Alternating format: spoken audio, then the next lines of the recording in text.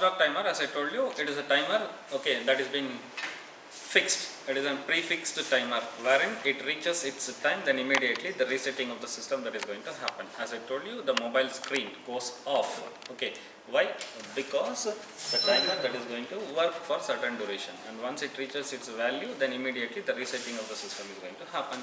It is a desktop Windows system. If we feel our application is behaving an abnormally, or if the system hangs up, we have the control plus halt delete to come out of the situation. What if happens to the embedded systems? Okay, while working with the system, if anything goes wrong, straight away we are having an option control halt delete. This is what the ultimate solution. Control halt and then delete. Okay, this happens good for your computer system. Then what about your embedded systems? So for this embedded systems, the remedy here is a watchdog timer. A watchdog timer is a timer where, okay, it monitors the firmware execution and resets the system when the program execution hangs up. A watchdog timer, or simply a watchdog, is a hardware timer for monitoring the firmware execution. It always sees that your application code, your firmware is working properly or not. If something goes wrong, then immediately the timer is going to interrupt the system, okay, and resets the system. Depending on the internal implementations, the watchdog timer increments or decrements a free running counter with each clock pulse and generates a reset signal to reset the processor if the count reaches 0 for a down counting, or the highest count value for an up counting watchdog timer. Okay. Now in your mobile, what do you do? For 30 seconds, if at all, if your screen wants to be on, then 30 is a timer that is being kept. It is a value that has been fixed. So from 30, it has to reach to 0, correct? So once it reaches 0, then immediately this watchdog timer, immediately what does it do is it is going to reset the system. Means it is going to switch off, or else it is going to off the screen, correct? Or else see that any activity, assuming that 100 messages are being received by your mobile. 100 messages are being received by a mobile, and once 100 messages are being received, to you it has to give an alert. So that means 100 is a count value. So from where it has to start? It has to start from 100, or it has to start from 0? Obviously it has to start from 0. So from 0 it has to reach to 100. So once it reaches this threshold value, this final value 100, then immediately what happens? This watchdog timer gets activated and immediately it interrupts the system. So that means the counter values might be from 0 to the maximum value, or else from the maximum value to the lowest value. Then if the watchdog timer or counter is being in the enabled state, the firmware can write a 0 for upcounting watchdog timer implementation to it before starting the execution of a piece of code that the watchdog timer will start counting. This is what I told you, okay, either from 0 to last value or from last value to a 0. If the firmware execution does not complete due to malfunctioning with the time required by the watchdog to reach the maximum count, the counter will generate a reset pulse and this will reset the complete system. Okay, the same thing I told you. If the processor or controller doesn't contain a built-in watchdog timer, the same can be implemented using an external watchdog IC component. This is what our concept was. The other components which can be connected to your embedded system. One among that here is an embedded system, the watchdog timer.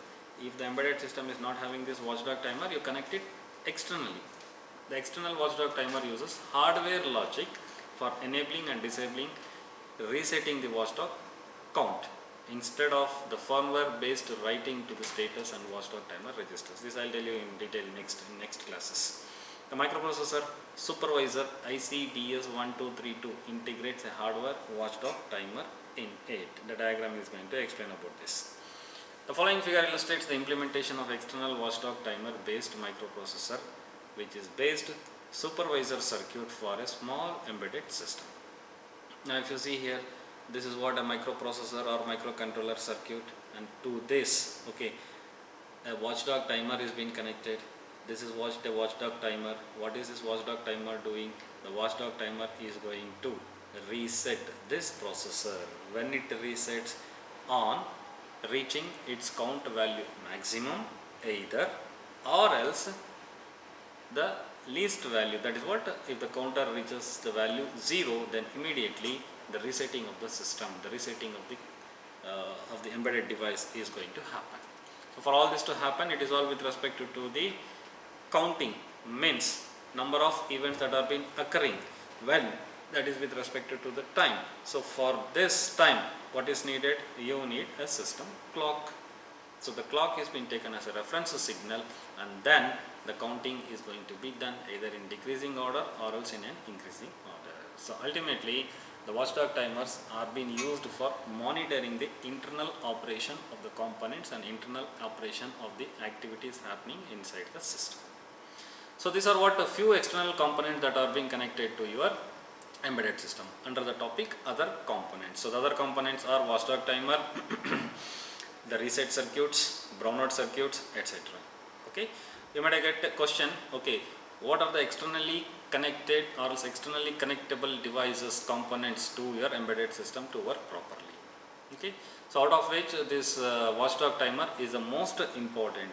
Most, or else I can tell you, all the embedded devices will be containing or else will be consisting of this watchdog timers.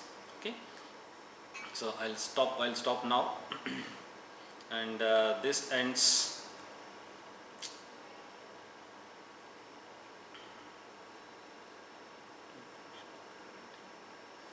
I think all the topics from the third module are being completed,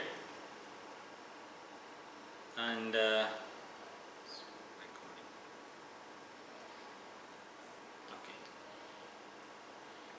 right. So as of now, the first, second and then the third modules are being completed, and 3 topics from the fourth module are also being completed. If you remember this, 3 modules.